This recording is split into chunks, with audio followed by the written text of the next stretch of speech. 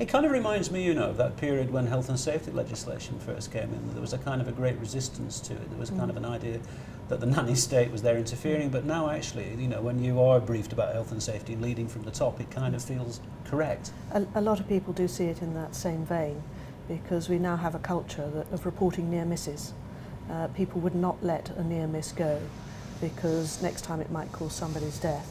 And trying to get that culture as a read across into, if you see something being done incorrectly, will you speak up? Will you tell somebody else about it? We did a national survey on people's attitudes to business ethics or ethics in the workplace, and 25% of those interviewed said that they had seen unethical behaviour, but of that, only 25% actually responded and did something about it. So there's an awful lot that was going unreported. Let me ask you just one final question before I turn to David. Is that does it muddy the waters that, for example, in the US, grease payments, as they're known, are permitted, and under the new Bribery Act here, they're not? I mean, in other words, are we on a level playing field with the rest of the world? Well, two things there. The Foreign Corrupt Practices Act in the States actually says they're illegal if it's illegal in the country you're doing business in. Now, a lot of countries actually do have it in their law, but they don't enforce it. So that's one issue. And it has always been a sort of backdoor way that the Americans have tended to pay facilitation payments, it is said. But there's also talk that because of this new legislation, which is setting an international bar now, that the Americans are looking to perhaps revisit the FCPA and perhaps change their attitude towards this, because the OECD convention bans facilitation payments and more countries are banning them. So the Americans are slightly out of step. It's interesting, isn't it, though, as we kind of embark on this, we hope, road to recovery. If you look, David, from your point of view, I mean, as DG of the Chambers of Commerce, we're talking about export-led recoveries. We're talking about empowering the SMEs to carry us forward. Isn't the reality, even if people are on one hand slightly ignoring it, isn't the reality that people can't necessarily afford to adopt it? Because they're out there fighting for every order they can get. Isn't there a danger that people are going to be corrupt simply because they have to? No, businesses are not corrupt, and as Philip said, they want to sleep easily bum in that bed. But you're absolutely right. I mean, the issue is if we're to get out of the really economic state that we're in, we're going to get a firm economic recovery. It will be business, it will be mid-sized SMEs, length and breadth of this country, that are going to drive that recovery. And as you rightly say, it's going to have to be export led. We need to rebalance the economy away from the public sector, get that growth, get those exports. And I think that's one of the difficulties with this, because you may have your own practices in place. You may be able to sleep easily in your bed, but the worry is for many small businesses, of course, they're using agents to actually operate on their behalf in some of the more difficult markets in the globe, not least which this government is encouraging us to get into, to take advantage of the fast growth on parts of the other side of the globe. So the concern for many of the SMEs will be, how do we ensure that people acting on our behalf as part of our chain into those markets are actually acting properly as well. And I think that's really going to be the difficult part. And I think there is a huge difference between a small business and large business. Large business has access to professional organisations. The one we're in today, it has its own full-time staff. Small businesses, in the main, it's the owner, the partner, doing a lot of this stuff at the weekend, genning up, then putting in processes. We've seen it with employment legislation. It is a major barrier to small firms. What we don't want to happen is for this to operate in the same way.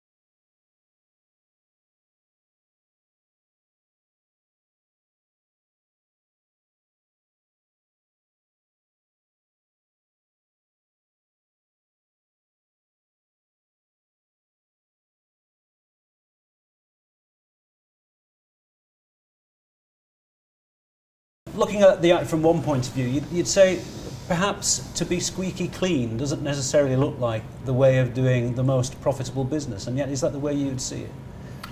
I think I go back to the point that says one of our concerns from the outset has been the whole naming of the Bribery Act. We actually worked with one of David's members, which is the Surrey Chamber of Commerce, at a recent Business to Business Expo. And we stood and spoke to over 50 exhibitors and Kempton Park Racecourse full of delegates and visitors, and asked that question, are you aware of the Bribery Act? And the concern is, I think, if it was called the Best Practice Act, alluding to some of the things you just spoke about, I think many business owners and managers would see it as a very positive step forward and a reputational enhancer. The concern with the bribery is that bribery, I still think, is perceived as dirty money in brown envelopes. And for our concern, that people seem to believe that they're not in the act of bribing anybody and therefore don't see the paying for the golf club lunch or paying for even the staff Christmas do or a sponsor doing something. I think it's more about seeing a point that says this is not about hanging people out to dry. This is not about saying you have managed your business in any form of underhand way. It's a way almost of trying to get, I believe, most businesses up to a playing field that, as I say, if it was described as a best practice act, I think people would be knocking on the door to learn out more. I think bribery is maybe a taboo subject.